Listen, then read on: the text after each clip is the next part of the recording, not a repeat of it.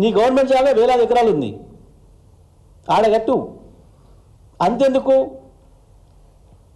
ఇవాళ అనేక ఐటీ పార్కుల్లో చాలా స్పేస్ ఉంది, చాలా ఖాళీ జాగా ఉంది. ఇంకా 10 లక్షల ఉద్యోగస్తులు తీసుకోగలిగినంత జాగా ఐటీ పార్కులలో ఉంది. ఇప్పుడు నువ్వు తెచ్చే ఉద్యోగాలు ఎందుకు గాడిప్పి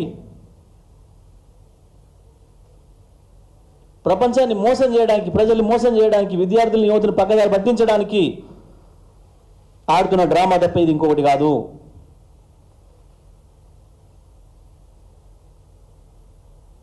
ఐటీ పార్క్ లేదు, ఒక ఉద్యోగం లేదు. కేవలం వాళ్ళ గురువు గారు ఆనాడు ఏదైతే రియల్ ఎస్టేట్ దందా కొరకు దీన్ని అప్పనంగా కట్టబెట్టే ప్రయత్నం చేసిండో దాన్ని ప్రభుత్వాలు ఇంతకాలం కాపాడుకుంటూ వస్తే ఇవాళ దుర్మార్గంగా మళ్ళీ గురువు బాటలో నడుస్తూ ఈయన శిష్యుడు బ్లాక్ దందా కొరకు చీకటి ఒప్పందంలో భాగంగా దీన్ని రియల్ ఎస్టేట్ చేయడం కొరకు ప్రయత్నం చేస్తూ ఉన్నాడు. ప్రజల కొరకే అయితే అంతా పనిచేసేసి తెల్లందాక పనిచేసే అంత చిత్తశుద్ధి వీళ్ళకి ఏం లేదు. పొద్దుదాకానే గంట పని చేయలే వీళ్ళు అన్నాడు ప్రజల కొరకు. చీకటి దందాల కొరకే రాత్రిపూట చేస్తున్నారు. రాత్రిపూట 100 జేసీబీలు తీసుకొని పోయినామంటేనే ఇది చీకటి దందా. దాని వెనకాల నీకు స్వార్థం ఉంది, నీ స్వప్రయోజనం ఉంది. ఆపచ్చు, లేకపోతే ఆడ పర్యావరణమే లేదు.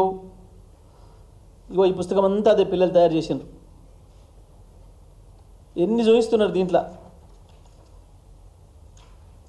ఈ జింకలు అక్కడివే,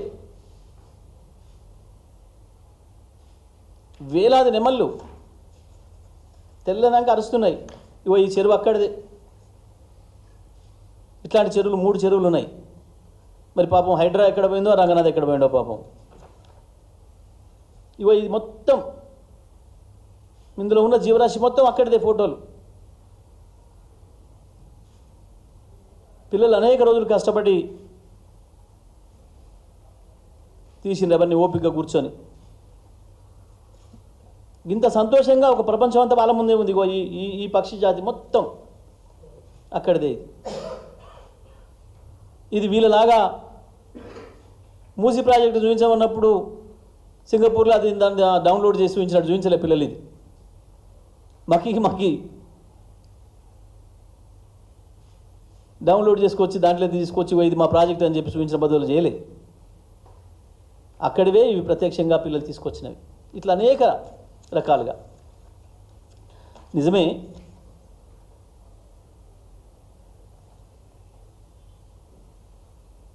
సేవ్ హెచ్సియు బయోవర్సిటీ అని చెప్పి పిల్లలు పెట్టుకుంటే, ఒకరు పోస్ట్ చేస్తే ఒక్క పూటలో 4,83,000 మంది పిల్లలు ఓన్ చేసుకున్నారు, షేర్ చేసిండ్రు.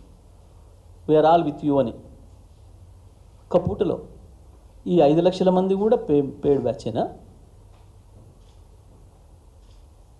నీ కార్తీ చిదంబరంతో పాటు ఈ 5 లక్షల మంది కూడా పేడ్ బ్యాచేనా? ఇదా? ఏమిటికి అంత అగనం ఆత్రాత్రపడి నిన్న అర్జెంటుగా మీటింగ్ పెట్టి మొత్తం మంత్రివర్గం విషయంగా కింది బీఆర్ఎస్ పైన, కేటీఆర్ పైన చాలా స్పష్టంగా చెప్పిండు కేటీఆర్ గారు. పిల్లలు ఇక్కడికి వచ్చిండ్రు, అన్ని ఆఫీసులు తిరుగుతూ అందరినీ రిక్వెస్ట్ చేస్తూ, ప్రతిపక్ష పార్టీగా మాకు కూడా బాధ్యత ఉంది కాబట్టి మా దగ్గరికి వచ్చిండ్రు. వాళ్ళే స్వయంగా భవన్కి వచ్చిండ్రు. సార్ మీరు మాట్లాడడం లేదు, మీరు మాకు మద్దతు ఇవ్వాలి, మీరు అన్నిటిపైన స్పందిస్తుంటారు, మీరు దీంట్లో ఎందుకు రావడం లేదు అని చెప్పి వచ్చారు. చాలా స్పష్టంగా చెప్పిండు కేటీఆర్ గారు. మీరు చేస్తున్నది చాలా అద్భుతమైన పోరాటం, న్యాయమైన పోరాటం, మీరు మనస్ఫూర్తిగా చేస్తున్నారు. కానీ మేము రావడం వల్ల వెంటనే అధికార పార్టీకి అవకాశం దొరుకుతుంది, మా పైన దాడి పెడుతూ మీ పోరాటాన్ని మలినం చేస్తారు. అందుకే నేను రావడం లేదు అటువైపు. నాకు బాధ కలుగుతుంది చూస్తుంటే. కానీ మీ పరిశుద్ధమైన పోరాటం దాన్ని అట్లాగే కొనసాగించండి అని చెప్పి నేను దూరంగా ఉన్నా. మేము మా రాజకీయ స్వార్థం కొరకు వచ్చినట్టయితుంది అని చెప్పి నేను దూరంగా ఉన్నా. మీరు వచ్చిండ్రు కాబట్టి తప్పకుండా మద్దతు ఇస్తా, అందులో సందేహం లేదు. మా మద్దతు ఎప్పుడు కూడా ఉంటుంది ప్రజా పోరాటాల వైపు, పర్యావరణం వైపు, తప్పకుండా మీకు ఇస్తా అని చెప్పి అదే పిల్లల సమక్షంలో మీ మీడియా అందరి సాక్షిగా చెప్పాను.